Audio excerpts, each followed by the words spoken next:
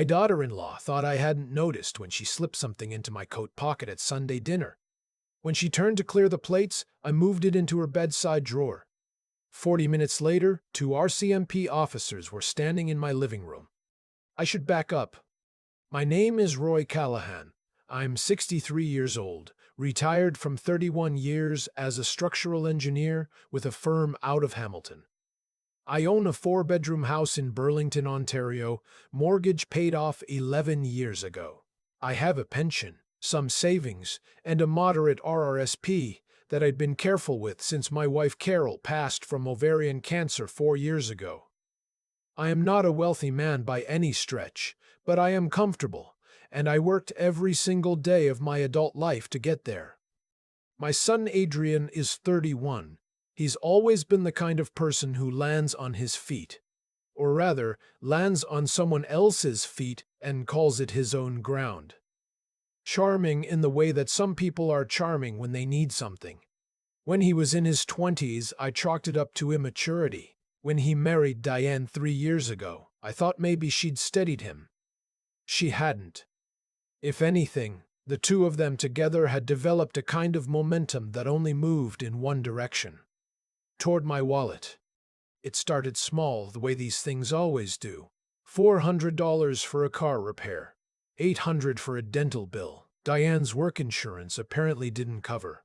$1,000 to bridge them through the gap between paychecks one January when Adrian had switched jobs. I gave without keeping track at first.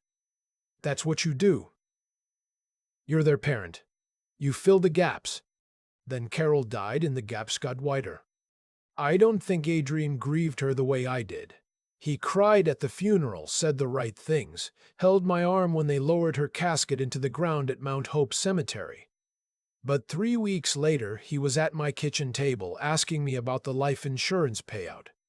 Not with cruelty exactly, more with the casual entitlement of someone who'd already decided the answer before asking the question. I told him it wasn't his concern. He nodded. He came back 2 months later with a different angle. Could I co-sign a line of credit? His credit score was bruised from a period of missed payments. Neither he nor Diane could quite explain. I co-signed $6,500. He maxed it in 4 months. I covered it because the alternative was collections calling my number. Over the following 2 years, the tally reached something I didn't want to look at directly. I know it was somewhere north of $40,000 because I eventually made myself write it all down one afternoon, sitting at Carol's old desk, using the same yellow legal pads she used for her grocery lists. $40,000 I'd saved for the years when I wouldn't be working, gone to Adrian and Diane's rotating series of emergencies. The last request came on a Tuesday in March. Adrian called, not texted, which should have told me something. He said Diane had been having dizzy spells and needed to see a specialist. The wait list through OHP was long and the private clinic fee was $3,200. Could I help? Just this once. I said I'd think about it. I didn't say no, but I didn't say yes, and I think that gap frightened him. That Friday, Adrian called again. Different tone this time. Lighter. He said Diane was feeling better and wanted to have me over for Sunday dinner to apologize for worrying me. Said they had some good news to share. My son could always make hope sound reasonable, even when everything in my chest said otherwise. I went. I should have trusted my chest. Dinner was roast chicken, green beans, and a bottle of Niagara Riesling I recognized from my own wine rack. The one they'd admired at Christmas and I'd told them to take home. Diane was warm, attentive, refilling my glass before I'd noticed it was empty. Adrian talked about a promotion he was apparently up for at the logistics company where he worked. Management track. Assistant supervisor. There were details, specific details. The kind that feel rehearsed when you've heard too many versions of the same speech. The good news, they revealed over dessert, was that Adrian had been offered the position. $62,000 a year. Benefits. 2 weeks vacation to start. Diane had made a chocolate cake. There were candles. I congratulated him and meant it, or wanted to mean it, the way you want an aching tooth to stop aching. After dinner, while Diane cleared the plates, Adrian pulled me toward the coat rack near the front door. He helped me with my jacket, patted me on the shoulder, told me everything was going to be different now. I believed him for approximately 45 seconds. I didn't see Diane slip anything into my coat pocket. I felt it, a small weight settling into the lining as she reached past Adrian to straighten the sleeve. She was quick. She'd practiced. She smiled at me with Carol's china in her arms and went back to the kitchen. In the car, I reached into that pocket before I'd even started the engine. My fingers found a small plastic bag, the kind with a zip-seal top that you use for sandwiches. Inside was a ring. I pulled it out and held it up in the orange light of the parking lot lamp. I'm a man who spent 3 decades calculating load tolerances and material stress. I know what things weigh. That ring was heavy, platinum band, center stone that caught the parking lot light and scattered it across my knuckles like broken water. It was not a trinket. My first instinct was that it was an anniversary gift, some gesture of apology. Then I noticed the small paper tag still looped through the band, the kind jewelers use on display pieces. The tag had been torn, but the partial number still legible looked like a merchandise code, not a gift inscription. I sat in that car for a long time. When I drove home, I didn't call Adrian. I put the ring on Carol's desk under the lamp and looked at it for an hour. I read the partial code. I Googled it with the name of a jeweler in downtown Hamilton that I'd passed 100 times on my lunch break during working years. I found their website. I found their Instagram page.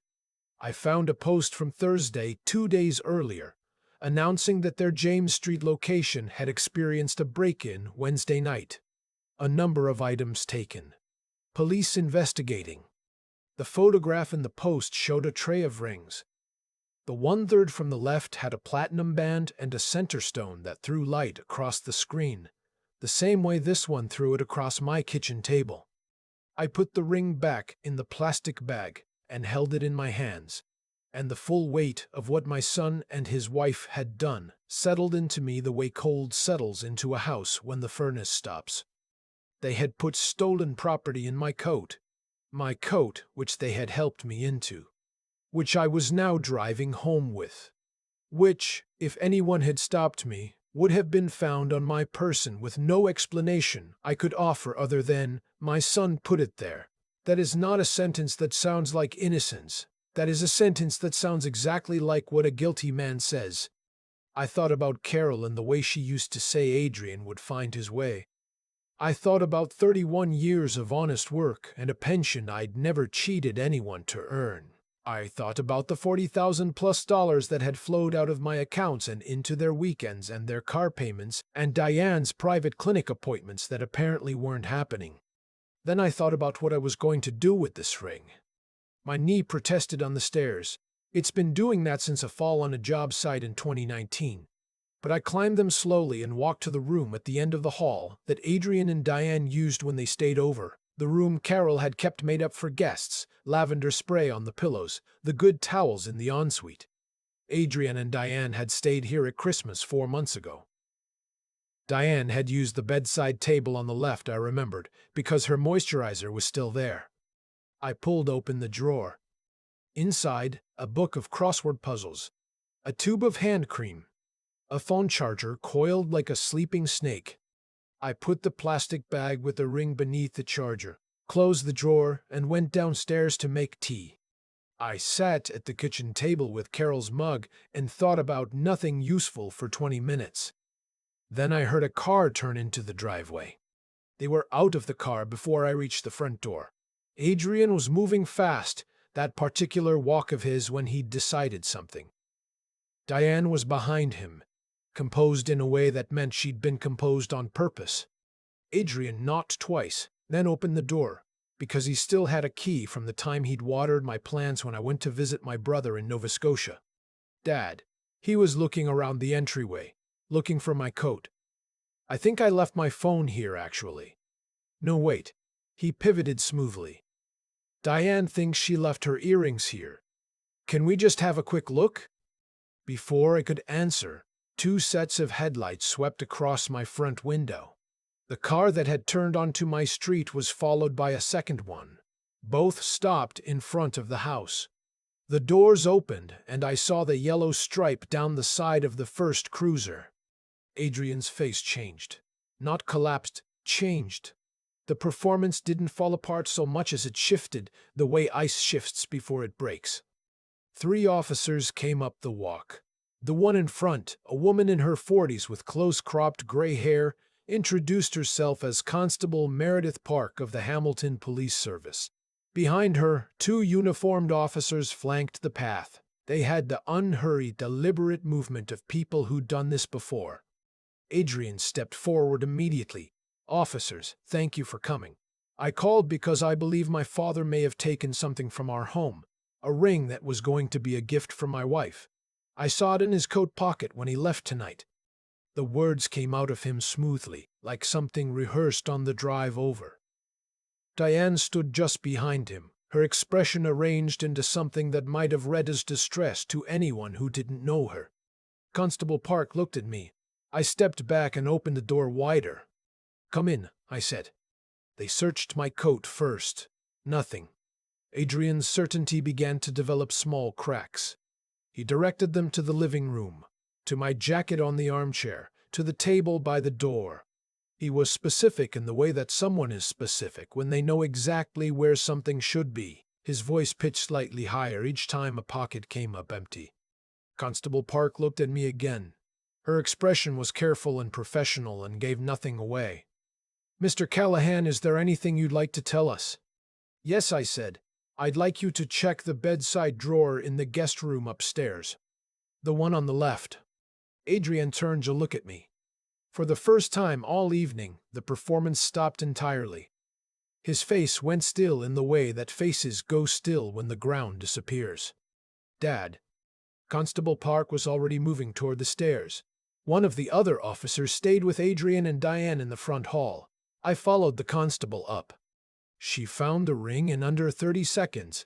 She held it up in its plastic bag, the zip-seal sandwich bag with Adrian and Diane's fingerprints already on it, not mine because I'd been careful not to touch the bag itself in the kitchen, and looked at it in the light from the hallway. "Is this yours?" she asked me. "No," I said. "I believe it was reported stolen from a jeweler on James Street on Wednesday night. You can check the partial merchandise tag against their inventory." She was on her radio before I finished the sentence. Downstairs, I heard Diane start to cry. Then I heard Adrian's voice, tight and urgent, and then I heard it stop when the second officer said something short and quiet that made it stop. The next hour moved slowly. I sat in my kitchen while statements were taken in separate rooms. At some point, Adrian and Diane were walked to the cruiser. I watched from the front window as the red and blue lights swept across Mrs. Nguyen's fence next door and her porch light came on, and I thought about what I was going to say to my son the next time I saw him. I didn't have a good answer for that. Constable Park came back to the kitchen before she left. She sat across from me at the table where Carol used to drink her morning coffee, and Adrian used to come for breakfast when he was small. "You knew it was stolen before we arrived," she said. "It wasn't a question." "Yes." "Why didn't you call us yourself?" "I needed to understand something first," I told her. "About what they were actually willing to do." She nodded slowly. That was her only comment. My brother Douglas called from Halifax the next morning. Someone had apparently posted something on the neighborhood Facebook group. He'd seen it. "Are you all right, Roy?" His voice had the careful quality of someone who isn't sure what container the other person is carrying things in. "I'm fine," I said. I wasn't quite, but I was more fine than I had been the night before. My neighbor came over at 10 with a thermos of coffee and the expression of a man who has seen things go sideways in other people's lives often enough to know when to bring coffee and when to ask questions. He sat across from me at the kitchen table. He didn't ask questions. Eventually I told him anyway. The Hamilton police investigation moved quickly once the jeweler confirmed the merchandise number. Security footage from the James Street location showed Adrian entering the shop Wednesday afternoon during business hours as a customer, casing the layout. A second camera at the rear alley showed him returning that night. Diane had been home, that part was confirmed. But her phone had placed several calls to Adrian during the 40-minute window of the break-in, and the contents of those calls became part of the record. The Crown Prosecutor's office contacted me 3 weeks later. The case, she explained, was reasonably straightforward. The ring had been found in their possession. Fingerprints on the bag, no disputing the chain of events. The attempt to plant evidence and file a false report added charges. She used the phrase attempted framing in the calm, clinical way that people in that office speak about things that aren't clinical at all. I asked about the money. The $40,000, give or take. The co-signed line of credit, the cash transfers, the payments I'd made that I could document. That, she said, was a civil matter. I already had a lawyer. I'd called him the morning after, before Douglas, before the coffee, before anything else. His name is Patrick Reeves, and he'd handled Carol's estate. And he's the kind of man who doesn't express surprise, which I've always valued. He told me the civil case would take time, but the documentation I had was solid. The bank records, the text messages where Adrian had asked and I had confirmed, the co-sign paperwork. Solid, he said again. The preliminary hearing was on a Tuesday in May. I wore the same navy suit I'd worn to Carol's memorial service because it was the only suit I owned that still fit properly. I sat 3 rows behind the prosecutor's table and watched my son appear in the prisoner's dock in an orange provincial correctional facility jumpsuit. He'd lost weight. His hair needed cutting. When they brought him in, he looked around the courtroom and found me immediately. The way children always find their parents in a crowd, even grown children, even ones who have done what he had done. I looked back at him and didn't look away. The judge was a compact man in his 60s named Justice Ferreira with wire-rimmed glasses and the unhurried manner of someone who has heard every possible version of every possible story. He reviewed the file and asked Adrian's defense counsel several questions in a tone that suggested he found the answers inadequate. At one point, he looked up at me, not the way judges usually look at witnesses, but briefly, personally, as though we were 2 people of the same generation, acknowledging something wordlessly about sons and the shapes their failures take. Adrian received 18 months in a provincial correctional facility plus 2 years of probation following release, along with a restitution order to the jewelry store. Diane received 9 months of house arrest, community service, and a permanent record. Their defense had tried to argue that Diane had acted under Adrian's direction and pressure. The Crown had partially accepted this, which explained the disparity. I had no opinion on whether it was just. I sat in that courtroom and felt the gavel come down and did not feel the thing I had expected to feel, which I think I'd imagined would be some version of relief. What I felt was more like the end of a long noise that you stop noticing but realize you've been hearing for years, only in the silence afterward. I sold the Burlington house in July. It took 14 days to get an offer and another 30 to close. Patrick handled it. A young couple from Mississauga bought it. They had a toddler and a second one on the way. And they walked through the rooms with the particular reverence that people have when they're standing inside a thing they've been hoping for a long time. I watched them from the hallway. The wife touched the kitchen counter where Carol used to roll pastry dough. The husband opened the back door and looked at the yard where I'd built the raised garden beds, and Adrian had learned to ride a bike. The toddler ran in circles on the lawn, the way toddlers do, without purpose, purely for the pleasure of movement. I left the raised beds. I took Carol's photograph from the hallway, and her mug from the kitchen cabinet, and her lavender spray from the guest room pillow. I left everything else. My brother and sister-in-law have a property outside of Wolfville in the Annapolis Valley. Farmland, orchards, the kind of evenings that still smell like they did 50 years ago. Douglas had been asking me to visit properly, not just for holidays, for 2 years. I'd always had a reason to stay. The house, the city, Adrian. I drove there in October. Took the Trans-Canada through Quebec and into New Brunswick and down through the valley as the maples were finishing their color. I pulled into Douglas's laneway at dusk with the trunk full of boxes and Carol's mug, wrapped in a sweater, and the photograph in a frame that had somehow survived the drive without breaking. Douglas came out to the car before I'd turned the engine off. He looked at me the way older brothers look at you when they've been worried long enough that the worry has turned into something else, something quieter and more permanent. He didn't say anything. He just grabbed the nearest box and carried it inside.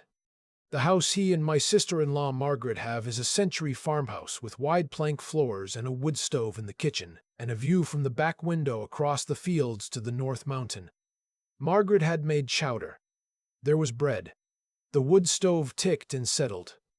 After dinner I stood at that back window for a long time and looked at the fields going dark in the October light, and I thought about what it costs to love someone who takes everything you offer and comes back for the vessel. I thought about Carol saying once, early in our marriage, that the hardest thing about being a parent was knowing which falls to catch your child from and which ones to let happen. Because some falls are the only teacher. She was right about a lot of things. She was right about that too. I'm not the kind of man who believes in clean endings. Life in the Annapolis Valley is quiet and the mornings come early, and I've been helping Douglas with the apple harvest and getting back to sleeping the full night through. There's a structural engineering consulting firm in Wolfville that's asked me twice now about part-time contract work, and I think I'm going to say yes. Adrian wrote me a letter from the correctional facility in September. 4 pages, handwritten. I read it twice and put it in the same desk drawer where I keep Carol's letters from the years before email. The ones she used to write when I was away on job sites. I haven't written back. I don't know yet if I will. That's a question I leave open for now, the way you leave a window cracked in late autumn. Not ready to close it completely. Not yet ready to call it spring. The civil proceedings are still ongoing. Patrick says spring, maybe summer for a resolution. I'm not counting on recovering all of it, you rarely do. But enough to matter. Enough to be the difference between comfortable and careful in the years I have left. The chowder here is better than anything I made in Burlington. The mornings are cold and clear, and the wood stove means you have to earn your warmth before you can sit in it. I wake early and make coffee and stand at the kitchen window while the valley fills with light, and most days that is enough. Most days it is more than enough.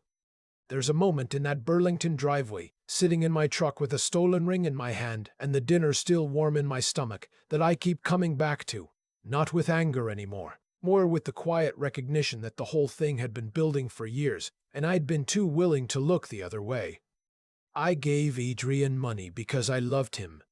I told myself that's what it was. But if I'm honest, some of it was easier than the alternative. Easier than the conversation.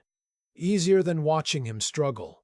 Easier than accepting that my son had become someone I didn't quite recognize. Every transfer, every cosign, every time I covered what he should have carried himself, I was choosing my own comfort as much as his. That's not love. That's avoidance dressed up as generosity. What Adrian and Diane did was wrong in every way that matters. Not just legally, not just morally, but in the particular way that betrayal is wrong when it comes from inside the house, from someone you taught to ride a bike in the same driveway where the RCMP cruiser eventually parked. There's no softening that. The cause was greed, and the effect was a courtroom in Hamilton and a sentence read aloud by a judge while I sat in Carol's funeral suit 3 rows back. That's how it works. Not as punishment handed down from somewhere above, just as consequence, the plain, mechanical result of choices made and repeated until they couldn't be taken back. What kept me from sitting in a jail cell myself was not luck. It was paying attention. 40 years of engineering teaches you to notice when something doesn't sit right. A weight that's off. A load that's shifted. A number that doesn't match the blueprint. I felt that ring settle into my coat pocket, and something in me went quiet and alert. I didn't panic. I didn't confront. I sat in a parking lot and thought it through, And then I made a decision that required me to trust my own judgment over my own grief. That's a harder thing than it sounds when the person you're up against is your son. And then there was the getting through it. The months after. The civil proceedings still grinding forward. The letter from Adrian sitting in a drawer next to Carol's handwriting. The days in the Annapolis Valley when the apple harvest is done and the morning comes cold and gray and there isn't any particular reason to feel all right, but you make the coffee anyway and you stand at the window and you let the light come up over the North Mountain and you decide, again, that you're going to be okay. That decision, the one you make quietly, over and over, without anyone watching, that's the thing that carries you. Not the court date, not the restitution order. Not even the moment the handcuffs clicked. Just the daily unglamorous act of getting up and choosing not to be destroyed by what tried to destroy you. I'm still learning what I should have done differently as a father. I don't think I'll finish learning that. But I know what I won't do again, and I know who I am, and I know that the valley is still there in the morning when I wake up. That turns out to be enough.